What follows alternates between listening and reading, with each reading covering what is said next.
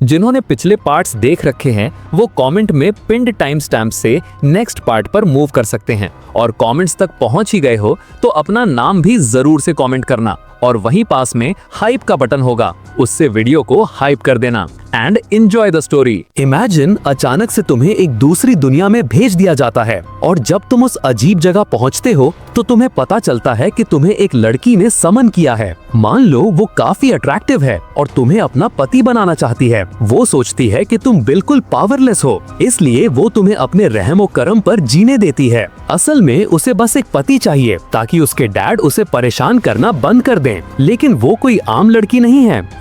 Extremely well endowed होने के अलावा वो बहुत ज्यादा स्ट्रॉन्ग भी है। असल में वो इस दुनिया की सबसे रिस्पेक्टेड जनरल्स में से एक है। बट यहाँ आने से पहले तुमने अपनी पूरी जिंदगी दुनिया का सबसे बड़ा असैसिन बनने की ट्रेनिंग में लगा दी। हर कोई तुम्हारा नाम जानता था, तुम्हें जिंदा सबसे खतरनाक इंसान माना जाता था। लेकिन अचानक से एलीट स्पाइस तुम्हारा शिकार करने लगते हैं और फिर तुम्हें एक दूसरी दुनिया में भेज दिया जाता है। तो तुम क्या करोगे? क्या तुम उसे सच बताओगे कि तुम एक हाईली ट्रेंड किलर हो, या फिर पूरी जिंदगी वायलेंस, खून खराबा और सर्वाइवल के बाद तुम हार मानकर एम्प्रेस के रखेल की आसान जिंदगी एंजॉय करोगे? सच कहूँ तो मैं तो टेम्प्टेड हो जाऊंगा। शायद मैं इसके बारे में बार बार सोचूंगा। लेकिन हमारा हीरो क्या चुनेगा? इसी वक्त स्टोरी हमें दिखाती है कि उसे अभी भी वही असैसिन गिल्ड चेस कर रही है जिसका वो कभी हिस्सा था। चेस के दौरान अचानक एक ब्लास्ट होता है और फिर सीन कट होता है एम्प्रेस पर, जो एक समनिंग रिचुअल कर रही है। वो ऐलान करती है, मेरे अंदर मौजूद स्पिरिट के नाम पर मैं एक अलग टाइम और स्पेस से एक सर्वेंट को समन करती हूँ। अचानक उसके बेड पर कोई दिखाई देता है जिसका सर कपड़े से ढका हुआ है। वो फिगर कपड़ा हटाता है, आसपास देखता है और सोचता है, मुझे चेस गले वाले लोग कहाँ हैं? वो कंफ्यूज होकर इधर उधर देखता है, सिचुएशन को समझने की कोशिश करता है। लेकिन हम पहले से जानते हैं कि ये ट्रबल मेकर कौन है। ये और कोई नहीं, हमारा प्रोटैगनिस्ट है जिसे एम्प्रेस ने समन किया है, और इस एम्प्रेस का नाम है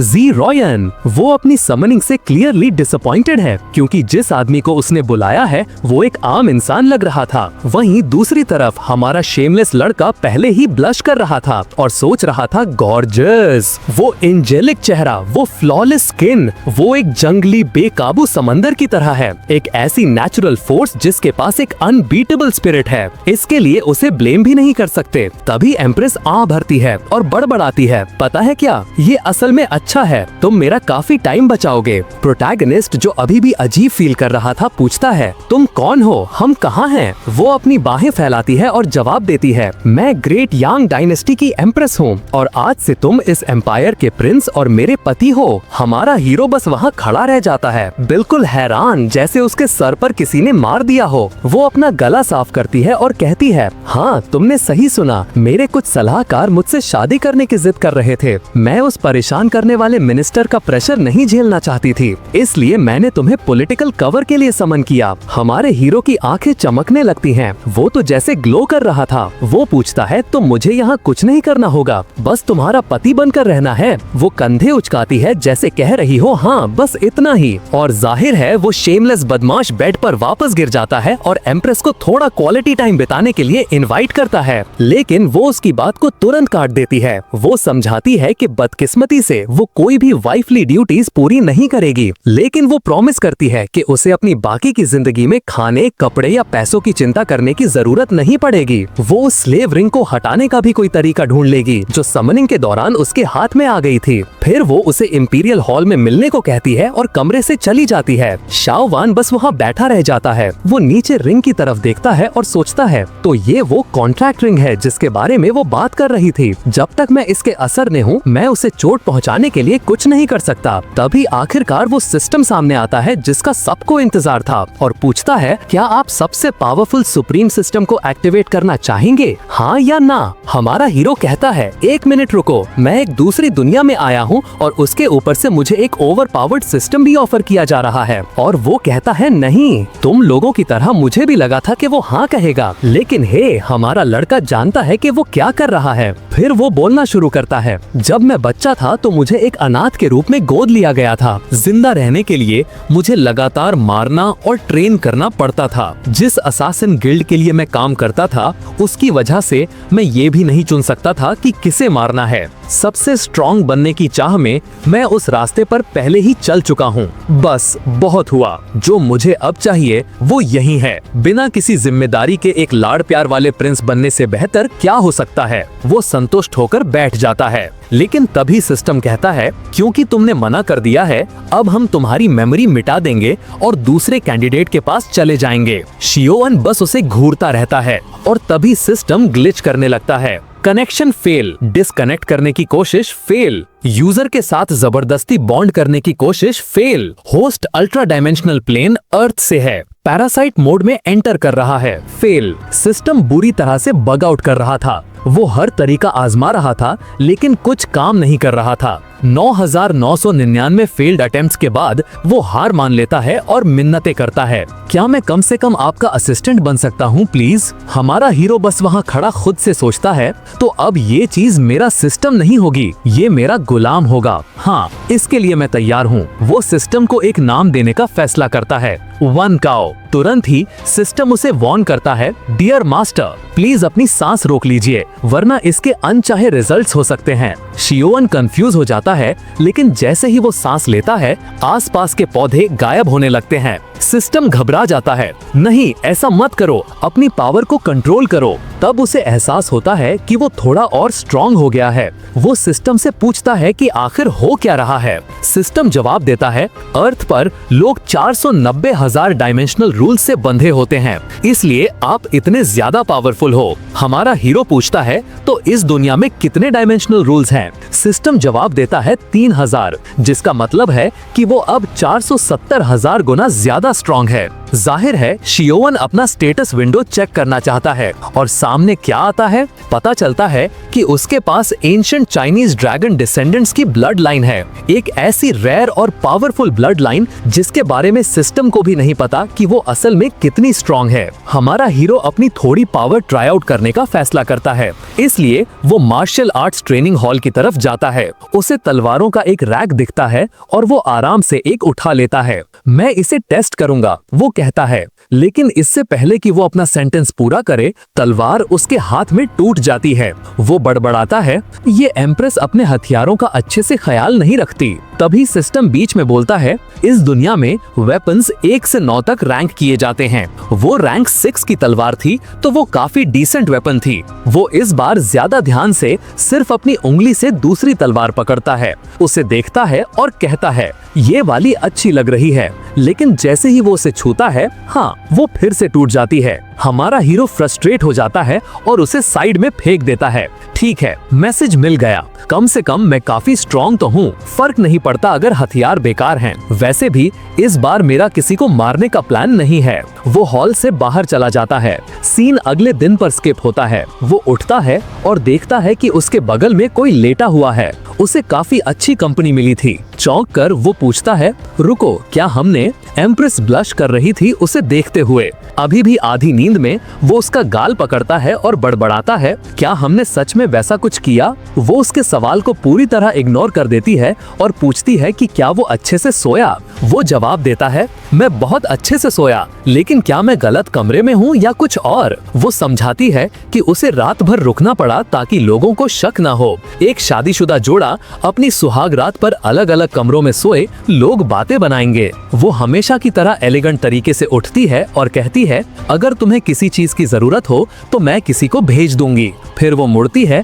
हमेशा की तरह चमकती हुई, और धीरे से माफी मांगती है, मुझे माफ करना कि मैंने तुम्हें अपने फायदे के लिए यहाँ समन किया। हमारा हीरो बहुत खुश हो जाता है और सोचता है, ये औरत कमाल की है, वो ना सिर्फ मजेस्टिक है बल्कि मेरा ख्याल भी रखती है। रात हो जाती है। सीन कट होता है एम्प्रेस पर, जो पूछ रही है, क्या नॉर्क में सिचुएशन सच में इतनी खराब है? उसकी दोस्त जो एक पूर्व जनरल है जवाब देती है, बदकिस्मती से हाँ, बारबेरियंस ने पहले ही हमला करना शुरू कर दिया है और हमारी इंटेल के मुताबिक सेक्रेड बारबेरियन भी वही होगा। एम्प्रेस अपनी छोटी सी नोटबुक को जोर से बंद करती है और कहती है, तो मैं खुद जाकर उसे वापस ले लूंगी। मैं उस बूढ़े बैस्टर्ड से हमेशा के लिए निपटा लूंगी। वो जनरल की तरफ मुड़ती है और कहती है, 3 दिन में तुम मेरे साथ नॉर्थ आ रही हो। वो एक्स जनरल बिल्कुल भी नहीं हिचकिचाती, उसका चेहरा खिल उठता है। उस औरत को केओस पसंद है। हम 3 दिन आगे जाते हैं। एम्प्रेस अब पूरी तरह से आर्मर में थी, जिसे देखकर साफ पता चल रहा था कि उसे लड़ना आता है।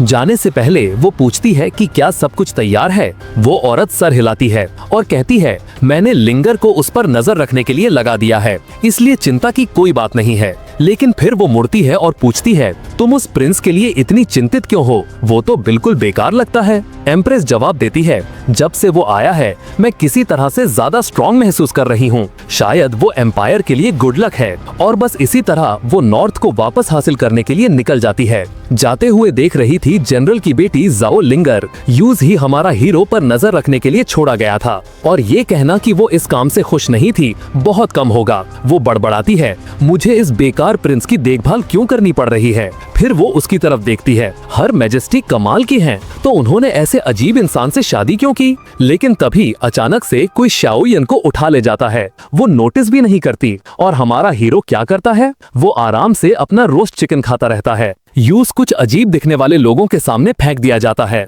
उनमें से एक, जिसने आधा मास्क पहना था, मुड़ता है और पूछता है, तुम्हें यकीन है ये वही आदमी है? ये लूजर एम्प्रेस का पति है। लिंगार, जिसे उसकी मदद करनी चाहिए थी, बस एक पेड़ पर बैठी सब कुछ देख रही थी, ये मानते हुए कि वो पूरा बेवकूफ है। जैसे ही किडनैपर्स थोड़ा दूर जाते हैं, वो नीचे कूदती है, उसका हाथ पकड़ती है और कहती है, चलो यहाँ से निकलते हैं। लेकिन तभी वो गायब हो जाता है। पता चलता है कि हमारी लिंगार एक इल्यूजन आइटम से धोखा खा गई थी। अब वो खुद एक स्पिरिचुअल केज में फंस गई है। वे लोग वापस आते हैं और उसे तुरंत जनरल की बेटी के रूप में पहचान लेते हैं। वहीं दूसरी तरफ हमारा प्रोटैगनिस्ट अभी भी आराम से अपना चिकन खा रहा था, जैसे ये बस एक आम दोपहर हो। लिंगार पहले ही अपनी तलवार निकाल रही थी, लेकिन स्कारफेस्ड आदमी उसे ऐसा ना करने को कहता है। वो गुस्से में पूछती है, तुम कौन हो? वो अपना मास्क उतारता है, जिससे एक लंबा घाव दिखता है, और पूछता है, क्या तुम्हें मैं याद हूँ? सीन कट होता है, वो एक गुफा में जंजीरों से बंद है। हैरान है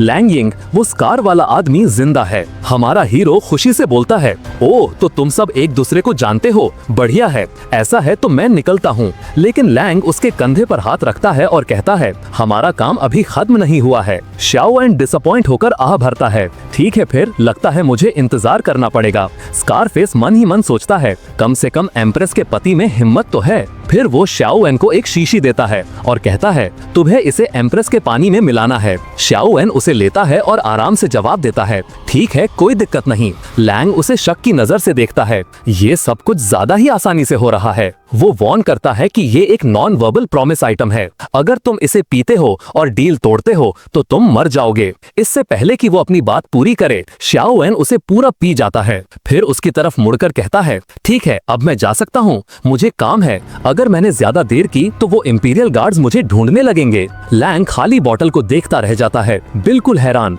मैं इस जैसे आदमी का क्या करूं? वो सोचता है। हमारा हीरो ऐसे बैठा था जैसे कह रहा हो, जो तुमने कहा मैंने सब किया, अब मुझे जाने दो यार। लिंगार उस पर चिल्लाती है, बेशरम गद्दार, एम्प्रेस ने तुम जैसे किसी को कैसे चुन लिया? लैंग उसे डांटता है, तुम बेवकूफ हो, प्रिंस सिचुएशन को तुमसे बेहतर समझता है। तुम और तुम्हारी माँ ही हो जिन्हें दिखाई नहीं दे रहा कि यांग डायनेस्टी में हालात कितनी खराब हैं। फिर वो लिंगार की तरफ इशारा करता है और पूछता है, तो अब जब मैंने जहर पी लिया है, क्या मैं इसे भी अपने साथ ले जा सकता हूँ? वो चिल्लाती है, मुझे तुम्हारी मदद नहीं चाहिए। लेकिन लैंग बीच में बोलता है, माफ करना, ऐसा नहीं हो सकता, मेरा उसके साथ कुछ अधूरा काम है, मुझे हिसाब बराबर करना है। शाओएन तेवर चढ़ाता है, हाँ ये काम नहीं करेगा, मैं उसके बिना यहाँ से नहीं जाऊंगा। फिर वो साफ साफ कहता है, अगर मुझे यहाँ से उसके बिना जाना पड़ा तो इसका मतलब होगा कि मैं मर चुका हूँ। लैंग जवाब देता है, ठीक है, तो तुम इसी गुफा में जहर से मरोगे। हमारा हीरो उसे एक इनोसेंट सा लुक देता है,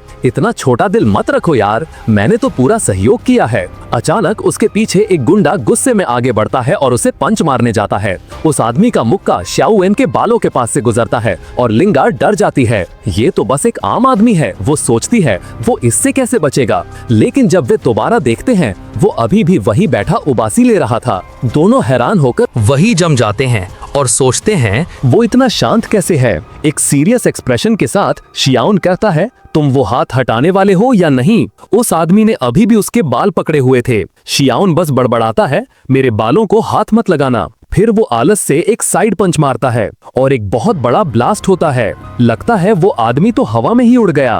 पूरी गुफा हिलने लगती है। हमारा हीरो अपना सर टेढ़ा करता है, सोचते हुए कि ये क्यों हुआ। फिर वो एक और पंच मारता है और फिर एक और। अब तक वो 3 लोगों को पहले ही उड़ा चुका था। मास्क पहना हुआ आदमी जमीन पर गिर जाता है। शियाउन उसके पास जाता है और वो आदमी अपनी जिंदगी की भीख मांगने लगता है, लेकिन बहुत देर हो चुकी थी। सिर्फ एक घूरने से शियाउन उसे गायब कर देता है। उसने सच में उस आदमी को सिर्फ देखकर ही मार डाला। फिर वो लिंगर की तरफ मुड़ता है। वो कांप रही थी। प्रिंस, प्लीज मुझे जिंदा छोड़ दो, मुझे नहीं पता था कि आप ऐसे हो। शियाउन बस जंजीरों को अपने हाथ में पकड़ता है और नेक्स्ट मोमेंट वो आजाद हो जाती है। वो बिल्कुल हैरान थी, आखिर उसने सेक्रेट चेन फॉर्मेशंस को टहनियों की तरह कैसे तोड़ दिया। वो उसकी तरफ देखता है और कहता है, पागल लड़की, तुम्हें क्यों लगा कि मैं तुम्हें चोट पहुंचाऊंगा? बस यहाँ बैठो और हिलना मत, मैं सबूत साफ करने जा रहा हूँ। और फिर वो हल्क की तरह आसमान में कूद जाता है। दूर कहीं 2 पहाड़ उठते हुए दिखते हैं। लिंगार्ड मुस्कुराते हुए और हैरानी में बड़बड़ाती है, ये क्या हो रहा है? क्या वह सपना देख रही हूँ? क्या वो एक पहाड़ है जो इधर उधर कूद रहा है? रुको, एक पहाड़ इस तरफ क्यों आ रहा है? और वो रहा हमारा चैड हीरो पूरा का पूरा पहाड़ उठाए हुए। वो उसे एक बूम की आवाज के साथ उसके पीछे गिरा देता है। शियाउन बेफिक्री से चलता है और कहता है, लो, अब कोई सबूत नहीं बचा। लिंगार्ड बस वहीं बिल्कुल हैरान खड़ी रह जाती है। तो ऐसे छिपाते हैं जुर्म को, हाँ?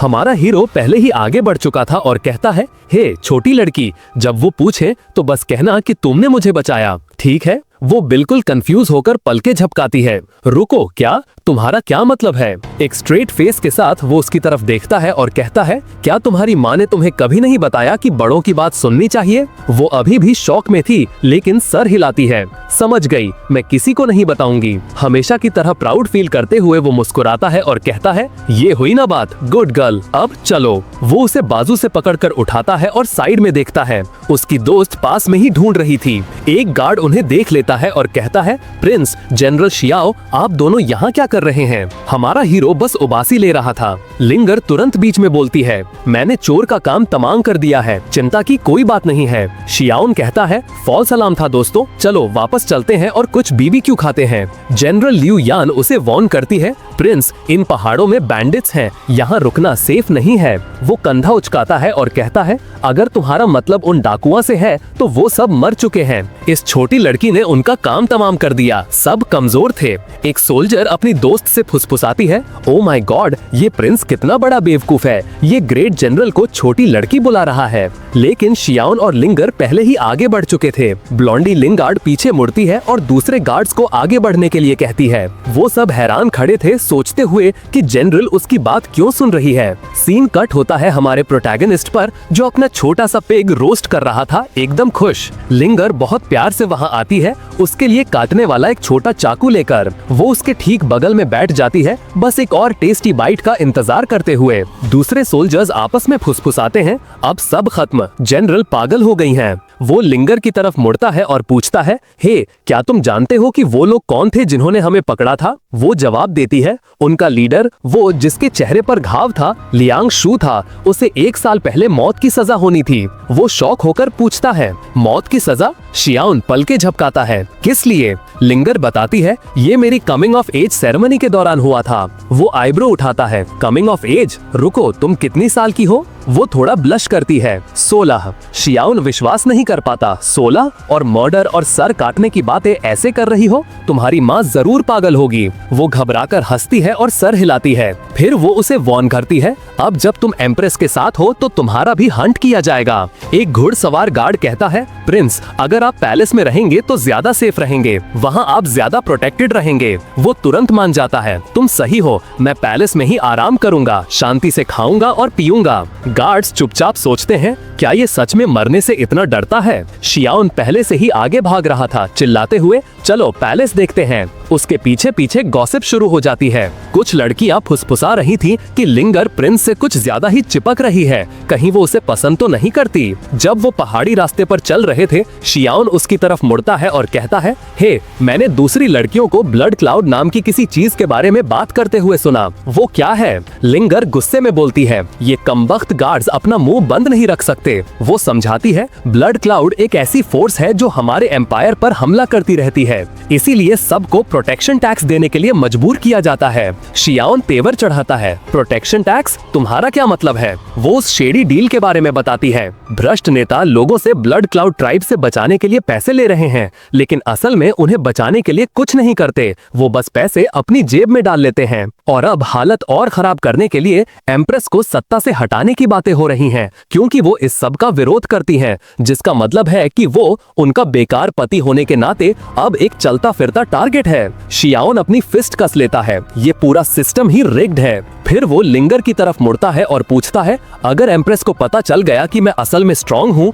तो क्या वो मुझे काम पर लगा देगी? लिंगर बिना रुके जवाब देती है, बिल्कुल। शियाओन इस पर सोचता है, अगर ये लोग शहर पर हमला करते हैं और मेरे पीछे आते हैं तो आखिरकार मुझे दिखाना ही पड़ेगा कि मैं क्या कर सकता हूँ, और अगर मैं नहीं करता तो सब मारे जा सकते हैं। अगर मेरी वजह से जंग शुरू हो गई तो वो शायद मुझे डाइवोर्स दे देगी या निकाल देगी। वो गुस्से में आ जाता है, बिल्कुल नहीं, मैं इन ब्लड क्लाउड वालों से निपट लूंगा इससे पहले कि वो मेरी आराम वाली लाइफस्टाइल बर्बाद करें। लिंगर उसे घूरती है, रुको, तुम इस बारे में चिंता कर रहे हो? वो जंगल से चलते रहते हैं और लिंगर कहती है, उन्हें ढूंढना नामुमकिन है, उनका एक किला कहीं छुपा हुआ है। हमारा हीरो पूरे हल्क मोड में कहता है, रिलैक्स ब्लॉन्डी, फिर आराम से उसे अपनी बाहों में उठाता है और आसमान में छलांग लगा देता है। बेचारी लड़की बिल्कुल हैरान थी, रुको, उसने इसके लिए कोई स्पिरिचुअल एनर्जी इस्तेमाल नहीं की। इस बीच वो उसे अपनी बाहों में लेकर लाइट की स्पीड से उड़ रहा था। वो चिल्ला रही थी, बिल्कुल घबराई हुई।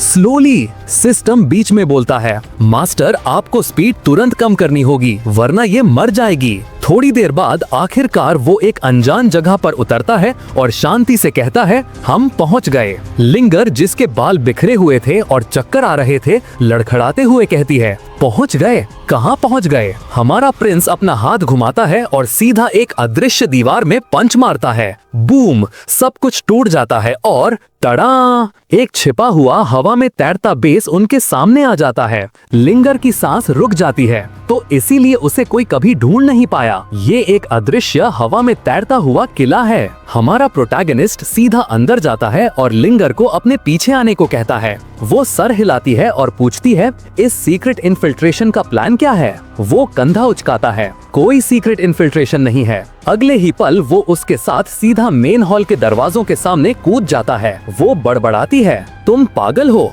अंदर एक लंबी रोबदार औरत उन्हें नोटिस करती है, एक चेहरा जिसे मैं नहीं पहचानती। वो कहती है, शियाओन इंतजार नहीं करता। एक ब्लास्ट होता है क्योंकि वो लोगों को इधर उधर काटना शुरू कर देता है। अचानक उसके पीछे और दुश्मन आ जाते हैं और उनके बीच सस्ते गोकू ने चैट में एंटर किया है। लिंगर उसे तुरंत पहचान लेती है, वो ब्लड टावर के टॉप असैसिन्स में से एक है। वो आदमी शियाओन की तरफ देखता है और ताना मारता है, तो एम्प्रेस का पालती कुत्ता मुझसे मिलने आया है। वाह, ये इंसल्ट तो शियाओन ने भी एक्सपेक्ट नहीं किया था। ब्लड टावर के गुंडे जल्दी से आपस में प्लान फुसफुसाने लगते हैं। एम्प्रेस नॉर्थ में है, चलो उसे इसका सर भेजते हैं। लेकिन शियाओन, जो बेवकूफ नहीं था, तुरंत उनकी बात सुन लेता है। ये बहुत ज्यादा जानते हैं, शहर के अंदर जरूर कोई जासूस है। सस्ता गोकू कहता है, मैं इस कमजोर प्रिंस की पावर देखने के लिए मरा जा रहा था। लेकिन उसी पल उसे वो महसूस होता है, वो प्रेशर। शियाओन का ऑरा उनके ऊपर एक मैसिव दम घोटने वाला प्रेशर अप्लाई करता है। बस एक कोल्डी नजर और उनमें से आधे जमीन पर गिर जाते हैं कांपते हुए। सस्ता गोकू अपना सर पकड़ लेता है गिड़गिड़ाते हुए, प्रिंस रुको, ये सब एक गलतफहमी थी। गलतफहमी? शियाओन शांति से कहता है, मैं बस एक शांत आलसी जिंदगी जीना चाहता था, लेकिन तुमने मुझे मारने के लिए लोग भेजे। अब मेरे पास सब कुछ तबाह करने के अलावा कोई चारा नहीं है। वो अपना पुराना क्लासिक पंच चार्ज करता है और बूम, पूरा कमरा हवा में उड़ा देता है। वॉलमार्ट गोकू बिना किसी निशान के गायब। बचे हुए लोग घबराने लगते हैं। रुको, वो बेवकूफ कौन था जिसने कहा था कि ये प्रिंस कमजोर है? शियाओन लिंगर का हाथ पकड़ता है और मुस्कुराता है, तुम ठीक हो छोटी लड़की? वो हैरान खड़ी थी। इसे सच में नहीं पता कि ये कितना पावरफुल है ना? वो पूछती है, क्या तुम सच में पूरे ब्लड क्लैन को तबाह करने जा रहे हो? वो कहता है, बिल्कुल। अगला स्टॉप उनका मेन बेस। वो उनके वेयर हाउस में पंच मारकर घुस जाता है। हर तरफ सोने के सिक्के। बिना हिचकिचाए वो एक ग्रीडी आदमी की तरह उसमें कूद जाता है। इन्होंने मेरी नींद खराब की, वो बड़बड़ाता है। ये उसका मुआवजा है। लिंगर देखती है और जबकि वो समझ रही थी, वो फिर भी पूछती है, क्या ये थोड़ा ज्यादा नहीं है? वो जवाब देता है, ये उनके शहर को भ्रष्ट करने की कीमत है। तुम्हें इससे कोई प्रॉब्लम नहीं है ना? वो घबरा कर हंसती है, नहीं बिल्कुल नहीं। फिर वो सोने से एक पावरफुल टैलिस्मन उठाता है और उसकी तरफ फेंकता है। वो चौंक जाती है, रुको, तुम मुझ पर इतना हाई लेवल टैलिस्मन क्यों इस्तेमाल कर रहे हो? वो जवाब देता है, उनका बेस यहाँ से बहुत दूर है, मुझे फुल स्पीड जाना पड़ेगा, तो तुम्हें सफर में जिंदा रहने के लिए उसकी जरूरत पड़ेगी। सफर में जिंदा रहने का क्या मतलब है? इससे पहले कि वो सेंटेंस पूरा कर पाती, वो उसे फिर से उठा लेता है और वो निकल पड़ते हैं। टैलिस्मन के साथ भी उसकी हालत खराब हो रही थी। स्पीड बहुत ज्यादा थी। कुछ सेकंड्स बाद वो दुश्मन के बेस पर क्रैश लैंड करते हैं। लिंगर की हालत बिल्कुल डिजी थी। शियाओन हवा स्मेल करता है और तुरंत खून महसूस करता है। 10 आदमी उन्हें एक पल में घेर लेते हैं। एक आदमी आगे बढ़ता है, वो ताना मारता है, हमारे पवित्र बेस में कदम रखने की हिम्मत किसने की? लिंगर फ्रीज हो जाती है। उनका ऑरा बहुत डरावना है। फिर एक बूढ़ा आदमी सामने आता है। ये है ब्लड ट्राइब का लॉर्ड। लिंगर फुसफुसाती है, ये वही है जो इस सब के पीछे है। शियाओन आईब्रो उठाता है और पूछता है, तुम्हारी यांग डायनेस्टी से कोई दुश्मनी है क्या? वो आदमी हंसता है और बोलता है, हाँ है, पर तुम तो बस एक बेकार प्रिंस हो। वो कहता है, मुझे फर्क नहीं पड़ता, वैसे भी मैं मानता हूँ कि हमारे डिफेंस एरे को तोड़ने का मतलब है कि तुम्हारे पास कुछ पावरफुल है, शायद कोई रेयर आर्टिफैक्ट। फिर बिना रुके वो चिल्लाता है, मार डालो इसे। तभी एक आदमी अपना हाथ उठाता है और कहता है, मैं इससे खुद निपट लूंगा। लिंगर हमारे प्रोटैगनिस्ट की तरफ चिंता से मुड़ती है, संभल के, वो स्कल स्प्लिटर हुआन गैंग है। शियाओन देखता है और बोलता है, ये नाम तो फेक लगता है। वो पहले ही सोच रहा था कि उसे सबको खत्म करना होगा। अगर कोई बच निकला तो खबर फैल जाएगी कि वो बहुत पावरफुल है। आदमी आगे बढ़ता है, वो हमारे हीरो के आमने सामने आता है और बोलता है, मैंने एक्सपेक्ट नहीं किया था कि प्रिंस में कोई ताकत होगी। वो कहता है, लेकिन कोई फर्क नहीं पड़ता। फिर वो ब्लड ट्राइब लीडर की तरफ मुड़ता है और पूछता है, अगर मैं अपनी पूरी ताकत से लड़ा तो क्या तुम बाद में हीलर को बुलाओ है? बूढ़ा आदमी जवाब देता है, ज्यादा मत सोचो, बस उसे मारना मत। आदमी शियाओन को घूरता है, छोटा सुंदर चेहरा, पतला शरीर, लंबी टांगे। तो एम्प्रेस को इस तरह के लड़के पसंद हैं। उसका एक गुंडा वॉर्न करता है, संभल के यार, उसे एक पंच में मत मार देना। दूसरा हंसता है, वो शायद पहले ही डर से पैंट गीली कर चुका होगा। शियाओन शांति से अपने माथे की तरफ इशारा करता है और कहता है, मुझे ठीक यहाँ मारो। सब जम जाते हैं। वो आगे टीज करते हुए कहता है, क्यों डर गए क्या? इससे आदमी गुस्से में आ जाता है। वो शियाओं के चेहरे पर सीधा एक पंच मारता है। सबकी आंखें फैल जाती हैं, लेकिन जाहिर है हमारा हीरो डिसअपॉइंट नहीं करता। वो पंच को एक उंगली से रोक लेता है। शियाओन मुस्कुराता है, क्या हुआ भाई, आज खाना नहीं खाया क्या? चलो थोड़ी ताकत लगाओ। आदमी एक और पंच मारता है, फिर से एक उंगली से रोक लिया। शियाओ बस अपनी उंगली उसकी तरफ हिलाता है। नोप, अभी भी काफी नहीं है। आदमी मुक्के बरसाता रहता है, उसके हाथों से खून बहने लगता है। फिर शियाओन अपने ऑरा मैनिफेस्ट करता है। नेक्स्ट मोमेंट आदमी का शरीर दीवार से जा टकराता है। उसका हाथ बिल्कुल कुचल गया था। शियाओन कमेंट करता है, दोस्तों मैं तुम्हारी टेक्निक की दाद देता हूँ, तुमने पंच मार मार कर खुद को ही लगभग मार डाला। बैकग्राउंड में कोई रो रहा था। डैम इट, इंटेलिजेंस डिवीजन, किसने कहा था ये आदमी कमजोर है? हमारे प्रिंस को भी उसके लिए बुरा लगता है। बेचारा सच में रो रहा था कि वो कितनी बुरी तरह से पीटा गया। लेकिन शियाओन अचानक नोटिस करता है दूसरे टावर्स के लोग भी यहाँ हैं और वो किसी को बचने नहीं देगा। वो सब पर पंच बरसाता है। कमरे में अफरा तफरी मच जाती है। लोग विश्वास नहीं कर पा रहे थे, क्या ये इंसान भी है? सब भागने की कोशिश करते हैं, कुछ गायब होने लगते हैं। जमीन पर एक ब्लड टावर का आदमी सोच रहा था, प्लीज हम में से बस एक को बचने दो। दुनिया को इस मॉन्स्टर के बारे में पता चलना चाहिए। लेकिन कोई चांस नहीं था। शियाओन किसी के ठीक सामने प्रकट होता है, कुछ थप्पड़ मारता है और लाशें गायब होने लगती हैं। कोई जिंदा नहीं बचता। और फिर एक औरत आती है, किसी भी आदमी के लिए आखिरी खतरा। वो एक टोटल बॉम्बशेल थी और वो भी हैरान थी। मैंने इतनी बेजोड़ मार्शल स्किल वाला कोई नहीं देखा। वो फुसफुसाती है, अगर तुम मुझे छोड़ दो मैं जिंदगी भर तुम्हारी सेवा करूंगी। कोई नहीं जानता कि वो कौन है, लेकिन वो जानते हैं कि वो क्वीन ऑफ सेडक्शन है और कोई भी आदमी उसकी कार्डियो टेक्निक से बच नहीं पाता। तो हाँ, थोड़ी खतरनाक है, लेकिन असली मुद्दा वो बहुत ज्यादा खूबसूरत है। हमारा प्रिंस शायद उसके चक्कर में आ सकता है, लेकिन नहीं, हमारा हीरो ऑरा इमिट करता है और कहता है तुम एक बिगड़ी हुई औरत हो जिसका दिमाग गंदा है। वो अपने घुटनों पर गिर जाती है रोते हुए। आप क्या चाहते हैं कि मैं करूं माय लॉर्ड? शियाओन जवाब देता है, मुझे तुम्हारी भीख मांगने से कोई दिक्कत नहीं है, लेकिन अगर एम्प्रेस को पता चल गया कि मैं तुम जैसी किसी के पास भी था, वो मुझे डाइवोर्स दे देगी और मैं अपनी आरामदायक जिंदगी खो दूंगा। और इससे पहले कि वो एक और शब्द कह पाती, वो उसके सीने पर एक पंच मारता है। वो सिर्फ अपने नेचुरल एयरबैग सिस्टम की वजह से बच पाती है। लिंगर की तरफ मुड़ते हुए वो गर्व से कहता है, देखा, मैं एक लॉयल आदमी हूँ। अगर कोई पूछे तो उन्हें जरूर बताना। लिंगर, जो बिल्कुल बेपरवाह थी, पूछती है, तुम किस बारे में बात कर रहे हो? वो अपनी बाहें बांधता है और कहता है, तुम अभी बहुत छोटी हो ये समझने के लिए, बस भूल जाओ। लिंगर फिर से उसकी तारीफ करने लगती है। वो इतना स्ट्रॉन्ग और मेंटली अनशेकेबल है, यहाँ तक कि वो भी उसे सिड्यूस नहीं कर पाई। फिर शियाओन कहता है, सिर्फ एक बचा है। इसी बीच कहीं छिपा हुआ ब्लड ट्राइब का लीडर सिकुड़ कर बैठा सोच रहा था, किसने कहा था ये आदमी कमजोर है? ये बंदा नॉर्मल रियल्म से नहीं है। मुझे तो ये भी नहीं पता कि इसका लेवल क्या है। वो मान लेता है कि शियाओन ने किले तक पहुंचने के लिए जरूर कोई रेयर ट्रेजर इस्तेमाल किया होगा। ऐसा ही कुछ हुआ होगा। ये सिर्फ रॉ पावर नहीं हो सकती। बूढ़ा आदमी राहत की सांस लेता है, ये सोचते हुए कि वो मॉन्स्टर आखिरकार चला गया। लेकिन सोचो, उसके ठीक पीछे कौन प्रकट होता है? हाँ, हमारा हीरो। आमने सामने बूढ़ा आदमी जम जाता है। शियाओन कहता है, तुम एक बच्चे की तरह लग रहे हो जो बेड के नीचे छिपा है। वो आदमी पलक झपकते ही गायब हो जाता है। पीछे से ट्राइब लीडर हंसता है, वो मेरे जाल में फंस गया। ये पूरी जगह बस उड़ने वाली है, वो जरूर मरेगा। लेकिन प्रिंस पहले ही ब्लड ट्राइब लीडर को गर्दन से पकड़ लेता है और कहता है, कहाँ जा रहे थे? हमारा काम अभी खत्म नहीं हुआ, चलो वापस। बेस पर वापस आकर वो उस आदमी को लिंगर को दिखाता है और कहता है, क्या तुम विश्वास कर सकती हो कि ये आदमी बेड के नीचे छिपा हुआ था? लिंगर बिल्कुल कंफ्यूज होकर पूछती है, रुको, क्या ये असैसिन्स का लीडर नहीं है? मुश्किल से बोलते हुए वो आदमी हाफता है, मैंने अपनी स्पिरिचुअल एनर्जी दबा दी थी,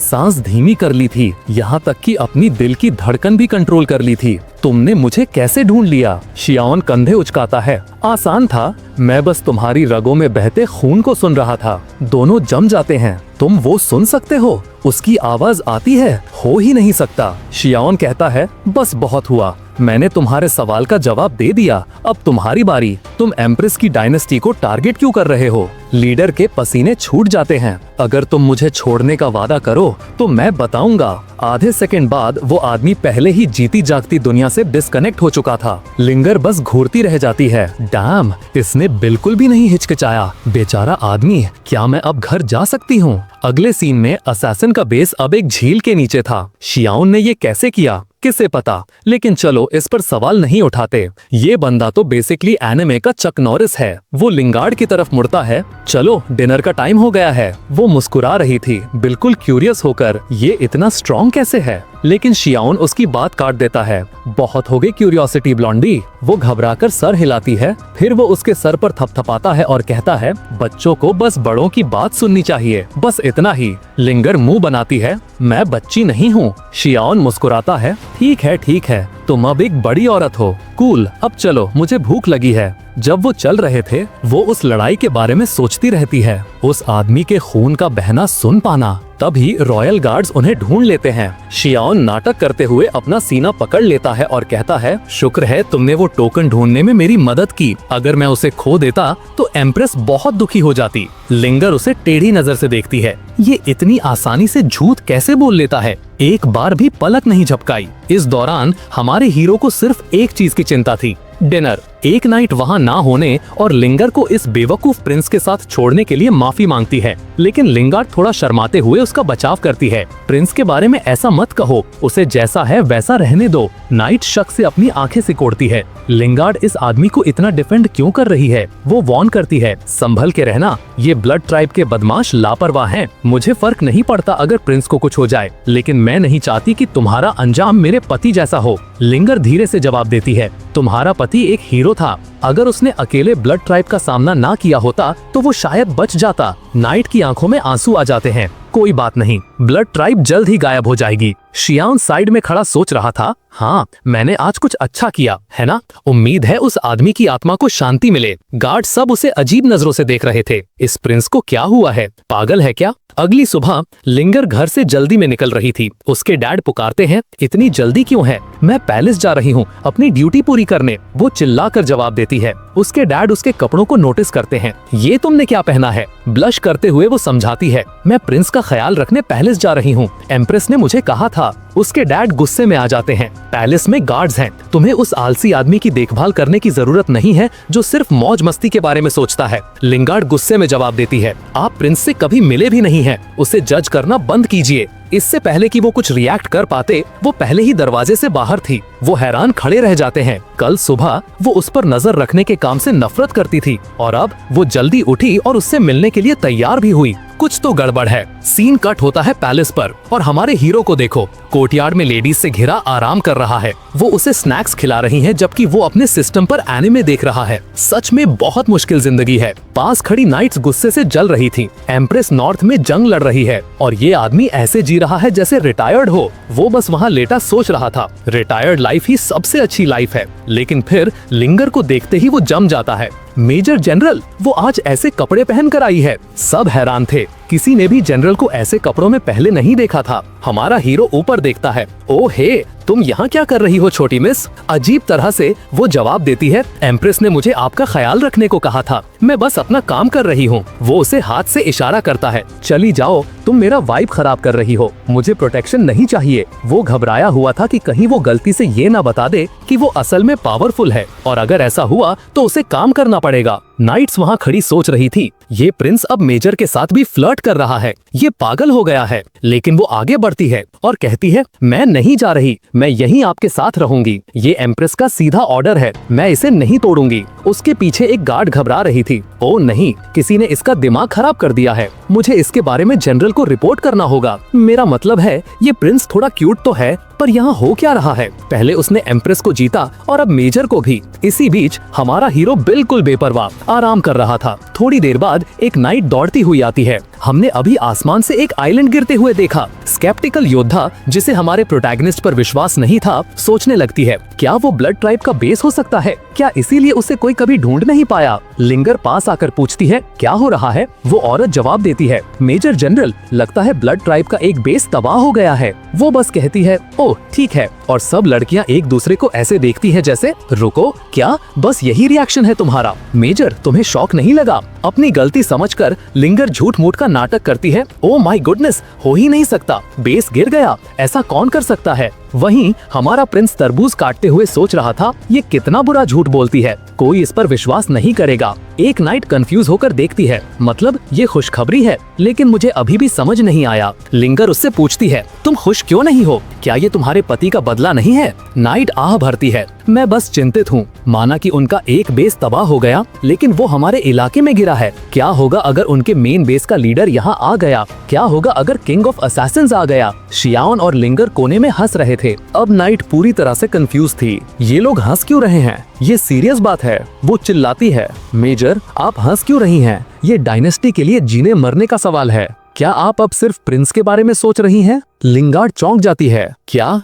तुम क्या कह रही हो? वो समझाने ही वाली थी कि श्यान अचानक उसके सर के पीछे हल्के से मारता है। मैंने वहाँ से सब कुछ सुना। तुम तब मुस्कुरा रही थी जब हम एक नेशनल क्राइसिस का सामना कर रहे हैं। तुम्हें इसे सीरियसली लेना शुरू करना होगा। शर्मिंदा होकर लिंगार्ड बड़बड़ाती है कि वो लगभग उसका राज खोल ही देती। नाइट जमी हुई खड़ी थी, हैरान कि उसने अभी लिंगार्ड को प्रिंस से पिटते हुए देखा। श्यान उसके कंधे पर हाथ रखता है और कहता है, कमांडर लियू, यान डायनेस्टी समृद्ध है, चाहे हालात कितने भी मुश्किल क्यों ना हो, हम इससे पार कर लेंगे, इसलिए ज्यादा चिंता मत करो। नाइट बोलने के लिए मुंह खोलती है, लेकिन वो उसे रोक देता है। मुझे अभी भी इसे कुछ चीजें सिखानी है, इसलिए तुम अपनी ड्यूटीज पर वापस जाओ। वो उसे एक लुक देता है। तुमने सुना मैंने क्या कहा? काम पर वापस जाओ। फिर लिंगार्ड के साथ चला जाता है। नाइट्स विश्वास नहीं कर पा रही थीं। मेजर को क्या हो रहा है? वो उसके ऑर्डर्स मान रही है। वो उसे सिर्फ 2 दिन से जानती है। उनमें से एक बड़बड़ाती है, ये मेरी सोच से भी ज्यादा बुरा है। हमें इसकी रिपोर्ट जल्द से जल्द ग्रैंड जनरल को देनी होगी। सीन कट होता है श्यान और लिंगर पर, जो एक ब्रिज पर थे।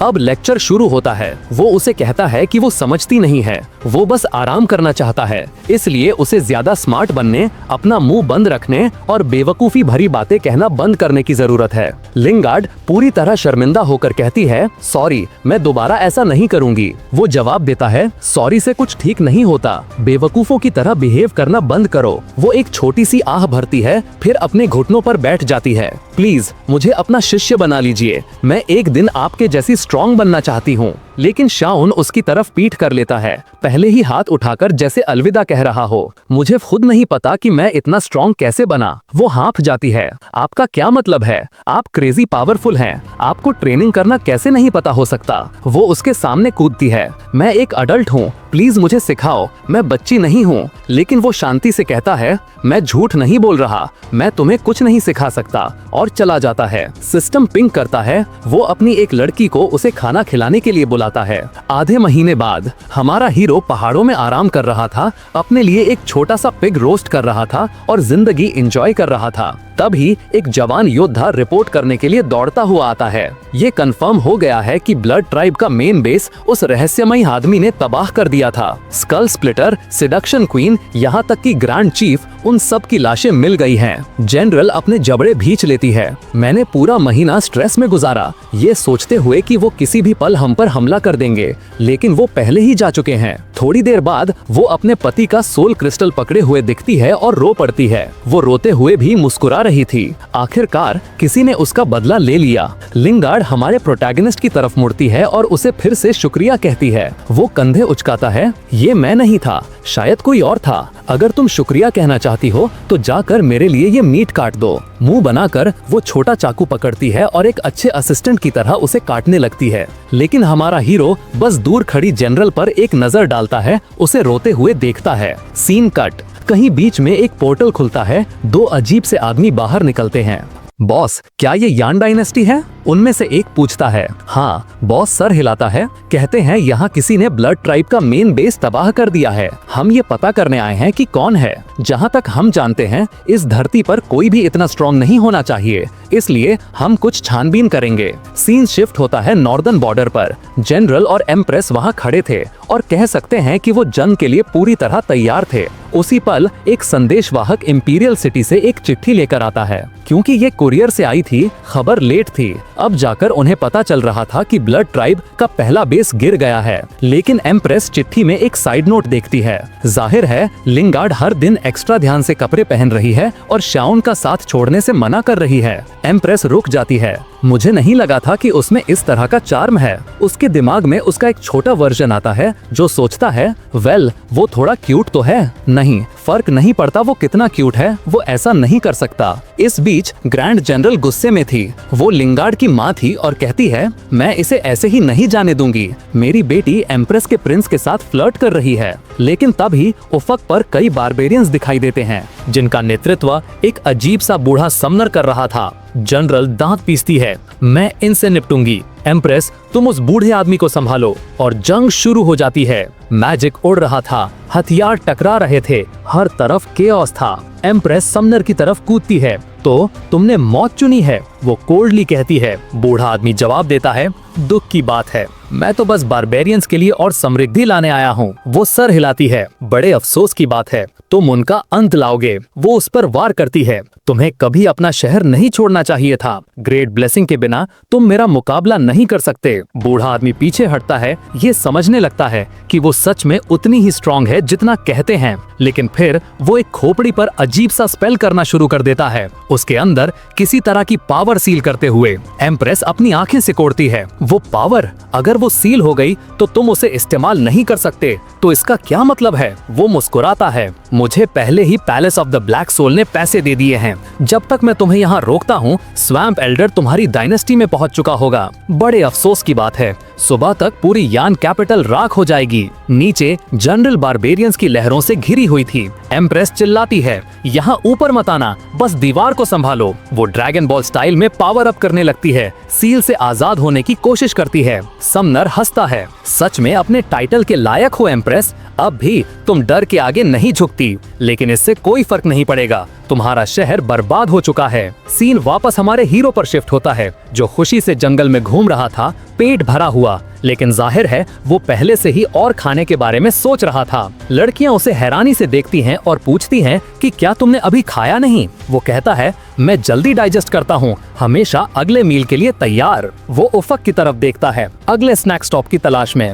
हे, वो लिंगर से पूछता है, तुम्हारी जनरल दोस्त लियू यान कहाँ है? वो जो हमेशा आसपास रहती है। वो आपके लिए थोड़ी वाइन लेने गई है, योर हाइनेस। वो आईब्रो उठाता है। वो उस शहर में गई है जिसे उसके पति ने बचाया था। लिंगर सर हिलाती है। उसने ये फैसला खुद लिया। उम्मीद है आप गुस्सा नहीं होंगे। शियाओ हाथ हिलाकर मना कर देता है, मैं इतना जालिम नहीं हूँ। फिर वो कहता है, अगर शहर में अच्छी वाइन है तो वहाँ अच्छा खाना भी होगा, चलो वहीं चलते हैं। लेकिन फिर वो कहता है, तुम लड़कियां यहीं रुको। अगर वो वाइन लेकर वापस आई और यहाँ किसी को नहीं पाया तो वो घबरा जाएगी। नाइट्स तुरंत विरोध करती हैं, बिल्कुल नहीं, हमारा मिशन आपको प्रोटेक्ट करना है। प्रिंस उन्हें हाथ से इशारा करके मना करता है, जरूरत नहीं, मुझे प्रोटेक्ट करने के लिए ये छोटी लड़की है ना। वो सब की तरफ पीठ करता है। सीन शिफ्ट होता है। शहर में एक बेचारी पर हमला हो रहा था। वो 2 नकाबपोश हमलावरों के खिलाफ डटी हुई थी। तुम यान डायनेस्टी पर हमला करने आए हो। वो तुरंत समझ जाती है, hall of the black soul barbarian kingdom के साथ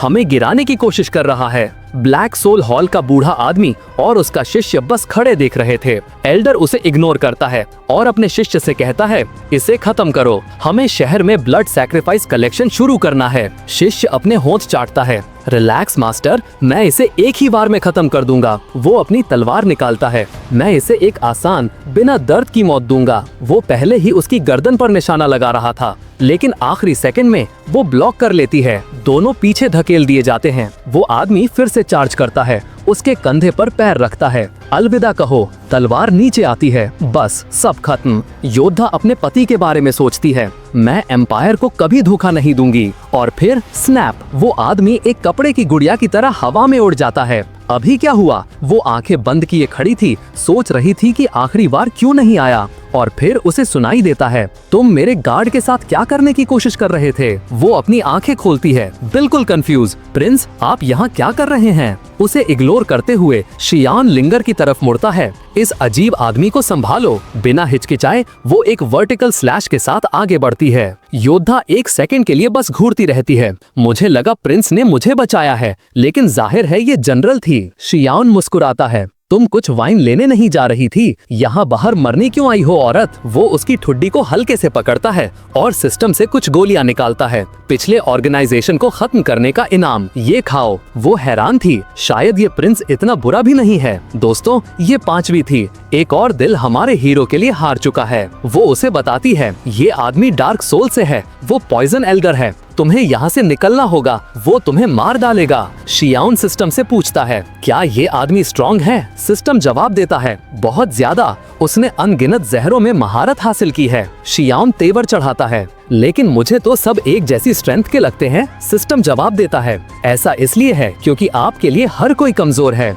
अब कोई साफ अंतर नहीं दिखता। और अब सिस्टम असली खबर देता है, वो आदमी अवेकनिंग के 8वें लेवल पर है, लिंगर सिर्फ लेवल 3 पर है। इसका मतलब है कि वो हार जाएगी। लेकिन ठीक उसके पीछे जनरल खड़ी थी। अगर शियाओन अब कुछ भी सीरियस करता है तो वो देख लेगी कि वो असल में कितना स्ट्रॉन्ग है, और इसका मतलब है कि वो एम्प्रेस को बता देगी और फिर उसे काम करना पड़ेगा। ये बेचारा आलसी जीनियस बस बेरोजगार रहने के लिए दिमागी कसरत कर रहा था। जनरल आगे बढ़ती है। प्रिंस, चिंता मत कीजिए, मैं आपको मरने नहीं दूंगी। वो मन ही मन सोचती है, बेचारा, मेरा मन कर रहा है कि इसे इतना जोर से मारूं कि ये इस दुनिया से गायब हो जाए। वो जोर से कहता है, तुमने अभी गोली खाई, क्या तुम सच में इतनी जल्दी मरना चाहती हो? वो नीचे देखती है, उसके हाथ पूरी तरह से ठीक हो चुके थे, उसके सारे घाव गायब हो चुके थे। वो सोचती है, उसने मुझे इतनी महंगी दवा दी। वो एक गिरी हुई तलवार उठाती है, मैं मदद करूंगी। अगर हम सिर्फ टाइम भी खरीद सकें तो शायद एम्प्रेस यहाँ पहुंचकर हम सबका बदला ले लेंगी। लेकिन तभी लिंगर का ऑरा बढ़ जाता है। वो स्वॉर्ड इंटेंट एक्टिव कर लेती है। शियाओन जनरल की तरफ मुड़ता है, ये अच्छा है। वो हैरान होकर सर हिलाती है। स्वॉर्ड इंटेंट के साथ वो हार नहीं सकती। शिष्य गुस्से में था, इसने स्वॉर्ड इंटेंट इतनी जल्दी कैसे जागृत कर लिया? वो उस पर हमला करता है, पागलों की तरह तलवार चलाता है, लेकिन वो आसानी से बच जाती है और बोलती है, तुम्हारी तलवार टेक्निक बेकार है, ये मेरा चांस है। स्लैश, सीधा सीने के आर पार। वो आदमी जमीन पर गिर जाता है। लिंगर गुर्राती है, तुम जैसे कचरे की हिम्मत कैसे हुई अटैक करने की? इसकी कीमत अपनी जान से चुकाओ। वो अपनी तलवार उठाती है, लेकिन अचानक एक पर्पल मैजिक सर्कल चमकता है, हमले को रोकता हुआ। एक काला धुआं फैलता है, जहरीली गैस। उसमें से 2 विशाल सांप निकलते हैं। लिंगर लड़खड़ा कर पीछे हटती है, अपनी तलवार गिरा देती है। उसे पहले ही जहर चढ़ रहा था। अच्छी बात है कि वो समय रहते बचने में कामयाब रही। बूढ़ा आदमी हंसता है, तुम काफी हिम्मत वाली हो, भागने का मौका लेने के बजाय अपनी तलवार गिरा दी। दुख की बात है कि तुम इस बेकार प्रिंस को बचाने में फंस गई हो। ये आदमी जिंदगी में सिर्फ अपने सुंदर चेहरे की वजह से आगे बढ़ा। लिंगर मन ही मन मुस्कुरा रही थी।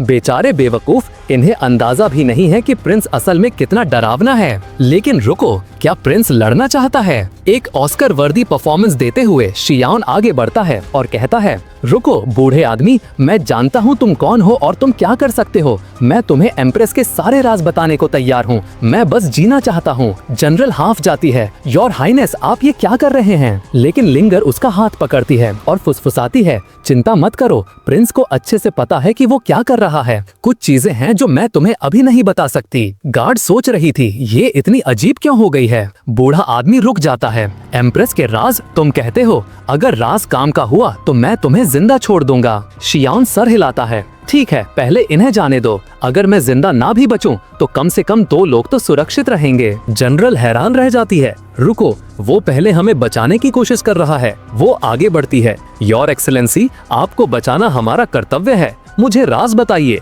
मैं रुकूंगी और आप चले जाइए। शियाओन नाटक जारी रखता है, मैं मरने से डरता हूँ और इसीलिए मैं गद्दारी कर रहा हूँ। तुम नहीं करोगी, तुम अपना मुंह बंद रखोगी। जबकि अपने दिमाग में वो सोच रहा होता है, चलो भी औरत, बस स्क्रिप्ट फॉलो करो और चली जाओ। लेकिन बूढ़ा आदमी मना कर देता है, ये तभी काम करेगा जब तुम मुझे राज अभी बताओगे। अगर मुझे पसंद आया तो सब जिंदा रहेंगे। लिंगर का चेहरा उतर जाता है। जनरल गुस्से में आ रही थी। इस दौरान शियाओन एक जोकर की तरह मुस्कुरा रहा था। अचानक वो अपने ऑरा का एक ग्लैंस एमिट करता है। बूढ़ा आदमी हैरान रह जाता है, जमीन फट जाती है, पहाड़ 2 टुकड़ों में बढ़ जाते हैं। बूढ़ा आदमी डर से पीठ के बल गिर जाता है। शियाओन ऑरा बंद करता है और धीरे धीरे आगे बढ़ता है। तुम्हें समझ नहीं आ रहा है ना? मैं अपनी ताकत नहीं दिखाना चाहता। इससे कोई दिक्कत है? बूढ़ा आदमी बस घूरता रहता है। अचानक से शियाओन उसके चेहरे पर एक थप्पड़ मारता है। जवाब दो। दूसरा कांपने लगता है। माफ कीजिए लॉर्ड, शियाओन चिल्लाता है, मैं 20 साल का हूँ, मैं कोई लॉर्ड नहीं हूँ। स्मैक, एक और थप्पड़। ओके, अब मुझे बुरा लग रहा है, बेचारे दादाजी पर अत्याचार हो रहा है। बूढ़ा आदमी अपना सर झुकाता है, मैं माफी चाहता हूँ माय लॉर्ड। शियाओन अपना कान उसके पास ले जाता है। सुनाई नहीं दिया? जोर से वो आदमी चिल्लाता है, माय लॉर्ड, और फिर से स्मैक स्मैक, 2 और थप्पड़। शियाओन बोलता है, तो अब चिल्लाना जोर से बोलने के बराबर है, यही बात है। और सच कहूँ तो इस पॉइंट पर मुझे लगता है कि उसे इस आदमी को थप्पड़ मारना पसंद है। जनरल जमीनी हुई खड़ी थी, बिल्कुल हैरान। बूढ़ा आदमी लड़ क्यों नहीं रहा? लिंगर झुकती है और फुसफुसाती है, प्रिंस सच में स्ट्रॉन्ग है, लेकिन एम्प्रेस को पता नहीं चलना चाहिए, ठीक है। जनरल तुरंत समझ जाती है, तो ये बात है, इसीलिए वो अब इतना अलग बिहेव कर रही है। क्या शियान पावरफुल है? और फिर गार्ड पूछती है, तो ब्लड टावर वाले दिन? लिंगर सर हिलाती है, बिल्कुल, वो रहस्यमयी आदमी जिसने ब्लड टावर को तबाह किया, वो यही था। जनरल शियान विश्वास के साथ घूरती है, फिर वो कुछ नोटिस करती है, बूढ़े आदमी के नीचे कुछ अजीब हो रहा था। वो चिल्लाती है, हटो, वहाँ से दूर हटो, लेकिन बूढ़ा आदमी मुस्कुराता है। बहुत देर हो गई, उसके नीचे जहर का एक दलदल फैल जाता है। वो कहता है, अलविदा प्रिंस, ये मेरा दलदल है, इसे बनाने में मैंने सालों लगाए हैं, तुम यहाँ हमेशा के लिए जलोगे। इस मैजिक में मेरी जिंदगी के 30 साल लगे हैं, लेकिन अब तुम मरोगे। पहले तुम्हारा मांस पिघलेगा, फिर तुम्हारी हड्डियां राख हो जाएंगी, तुम धीरे धीरे तड़पोगे, जितना गहरा डूबोगे उतना बुरा होगा। बूढ़ा आदमी अब पूरा जोकर मोड में चला गया था, बड़े से बड़ा योद्धा भी इससे बच नहीं सकता। गार्ड घबरा जाती है, जनरल हमें उन्हें बचाना होगा, लेकिन लिंगार्ड उसे रोक लेती है। नहीं, तुम समझ नहीं रही हो, उसके रास्ते से दूर रहो, वो तुम्हारी सोच से कहीं ज्यादा स्ट्रॉन्ग है। गार्ड अभी भी अनिश्चित थी, जब तक बूम, शियान आराम से दलदल से बाहर निकलता है, बिल्कुल ठीक ठाक। वाह, ये तो कमाल है, वो कहता है, तुमने अपनी जिंदगी के 30 साल सिर्फ मुझे एक स्पा एक्सफोलिएशन देने के लिए जला दिए, ये तो कोरोसिव होना चाहिए था। चलो भी। वो इधर उधर देखता है, बूढ़े आदमी का शिष्य अभी भी वही था। वो आदमी डर से गिर जाता है, मेरे पास मत आना। शियान उसे कॉलर से पकड़ता है, मुझे लगता है तुम्हें भी थोड़ी स्किन केयर की जरूरत है। वो आदमी चाकू निकालता है, उसके चेहरे पर वार करने जाता है, ब्लेड टूट जाता है। वो हैरान होकर घूरता है, क्या ये क्यों टूटा? शियान बस कंधे उचकाता है और उसे दलदल में फेंक देता है। वो आदमी तुरंत पिघलने लगता है। शियान अपना सर टेढ़ा करता है, तो ये सच में कोरोसिव था, बुरा नहीं है। अभी भी शांत, वो थोड़ा सा जहर उठाता है और उसका फेस मास्क बना लेता है। बूढ़ा आदमी बस उसकी तरफ इशारा कर सकता था, हद से ज्यादा कंफ्यूज। शियान लिंगर की तरफ मुड़ता है, तो क्या सोचती हो छोटी लड़की, क्या मैं थोड़ा जवान लग रहा हूँ? वो अजीब सा चेहरा बनाती है। प्रिंस, आप अभी अपनी शक्ल सूरत की चिंता क्यों कर रहे हैं? वो मुस्कुराता है, आह लड़की, तुम कुछ नहीं समझती, मुझे एम्प्रेस को सेड्यूस करने के लिए एक्स्ट्रा अच्छा दिखना होगा। मुस्कुराते हुए वो बूढ़े आदमी की तरफ वापस मुड़ता है। वैसे तुम्हारी जिंदगी के कितने साल बचे हैं? एल्डर पलके झपकाता है, कंफ्यूज। तुम्हारा क्या मतलब है? कानों तक मुस्कुराते हुए वो कहता है कि उसे वो एक्सफोलिएंट कितना पसंद आया। फिर बूढ़े आदमी से पूछता है कि वो और कितना बना सकता है। अगर मैं तुम्हें एक आइटम दूं जो तुम्हारी जिंदगी बढ़ा दे, क्या तुम इस चीज का और उत्पादन कर सकते हो? बूढ़ा आदमी बस कांपता रहता है, उसकी तरफ इशारा करते हुए उसे एक मॉन्स्टर कहता है। फिर वो कहता है, मुझ जैसे विद्वान को मारा जा सकता है, लेकिन कभी अपमानित नहीं किया जा सकता। वो अपने सर पर मारता है और अपनी जान ले लेता है। हमारा हीरो अपना सर खुजाता है, बिल्कुल कंफ्यूज। इसने खुद को क्यों मार लिया? लड़कियां विश्वास न करते हुए खड़ी थीं। प्रिंस उनकी तरफ मुड़ता है और कहता है, मैं उसके साथ इतना ईमानदार था, क्या ये सब सच में जरूरी था? उन सब का वही क्लासिक ब्लैंक चेहरा था। नहीं, ये सच में जरूरी नहीं था। लिंगर कहती है कि उन्हें लाश को नष्ट कर देना चाहिए ताकि किसी को पता न चले कि क्या हुआ था।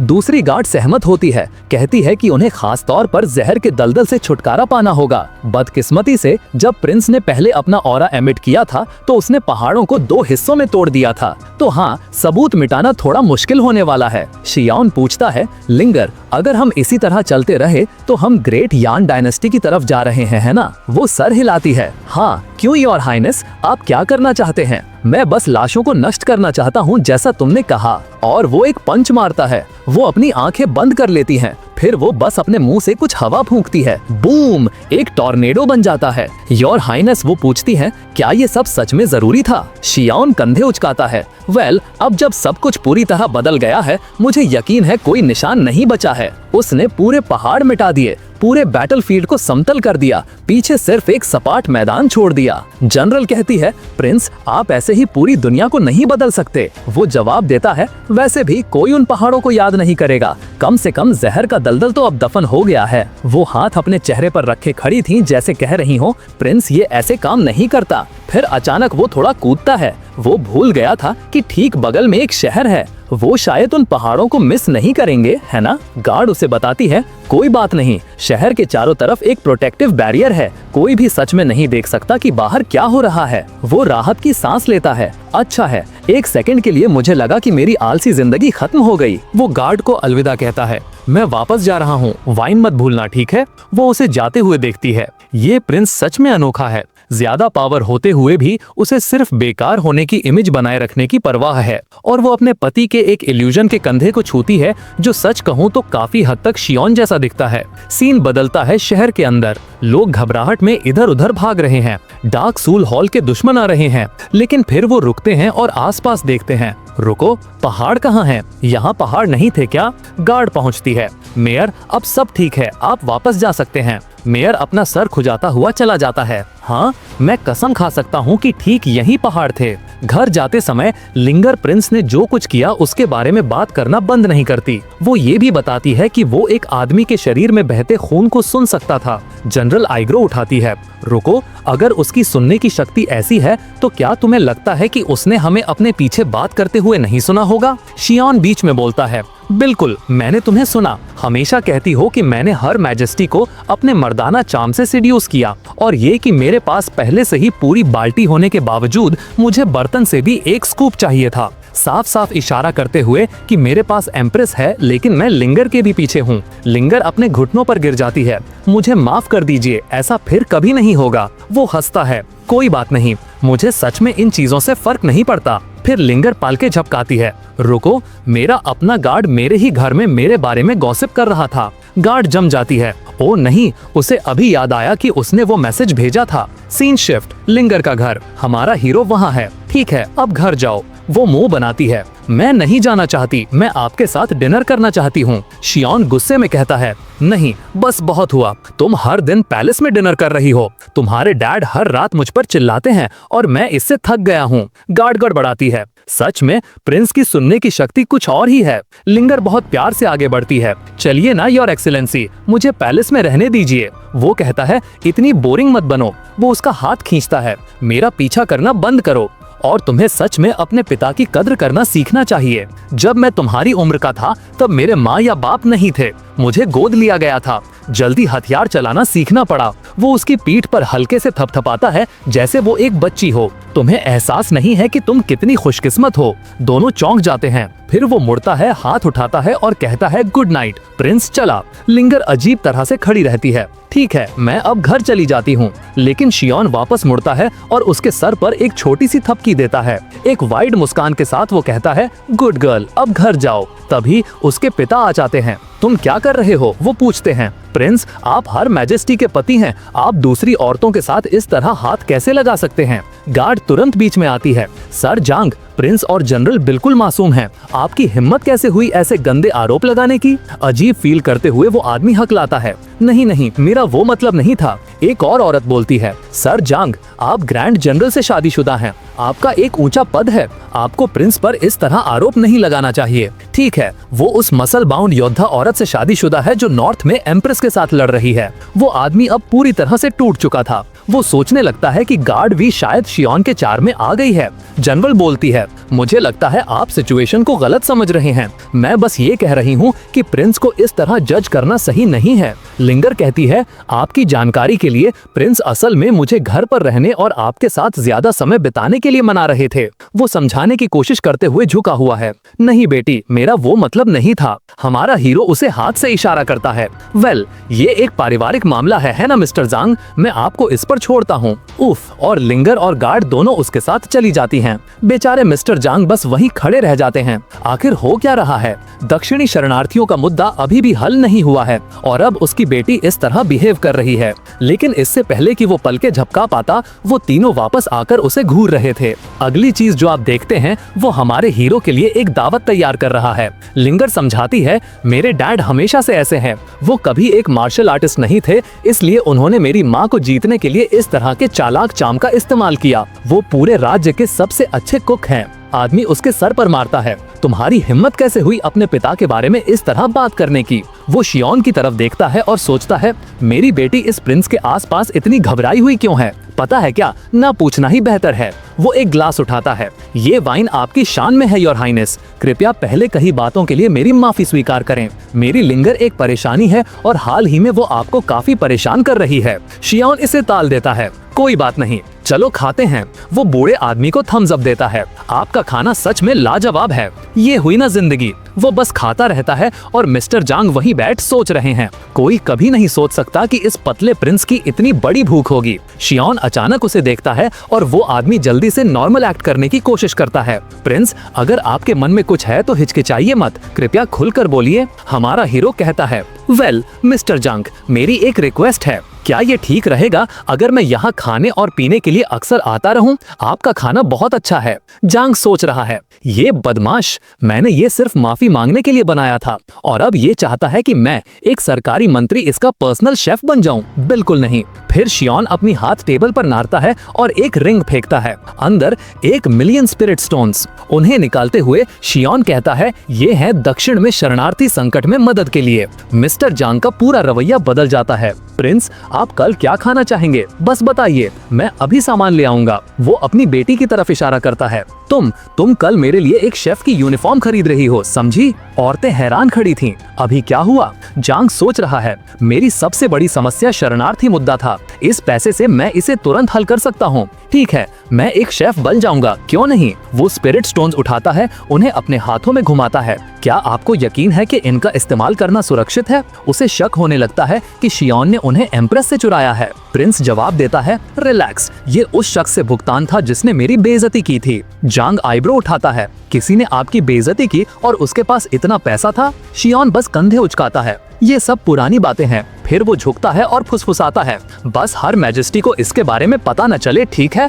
जांग सर हिलाता है, समझ गया, मैं राज रखूंगा, कोई दिक्कत नहीं। वाह, कितनी राहत मिली। तुम्हें अंदाजा है कि वो पैसा हासिल करना कितना मुश्किल था। अब बूढ़ा आदमी सोच रहा है कि शियोन को टॉर्चर किया गया और फिरौती ली गई या कुछ और। महान प्रिंस, आपने इस साम्राज्य के लिए इतना कष्ट सहा, मैं आपके समर्पण के लिए सच में आभारी हूँ। शियोन जवाब देता है, अगर आप सच में मुझे धन्यवाद देना चाहते हैं तो और स्वादिष्ट भोजन बनाइए। आदमी कहता है, बिल्कुल। प्रिंस कहता है, अब जब ये तय हो गया है, मैं जानना चाहता हूँ कि आप फंड्स के साथ क्या करने का प्लान कर रहे हैं। जांग कहता है कि वो बेघर शरणार्थियों के लिए खाना खरीदेगा और घर बनवाएगा, लेकिन प्रिंस बीच में ही काट देता है, ये लायक नहीं है। आप बहुत खर्च करोगे और ये ज्यादा दिन नहीं चलेगा। आप पैसे का इस्तेमाल नौकरियां पैदा करने के लिए क्यों नहीं करते?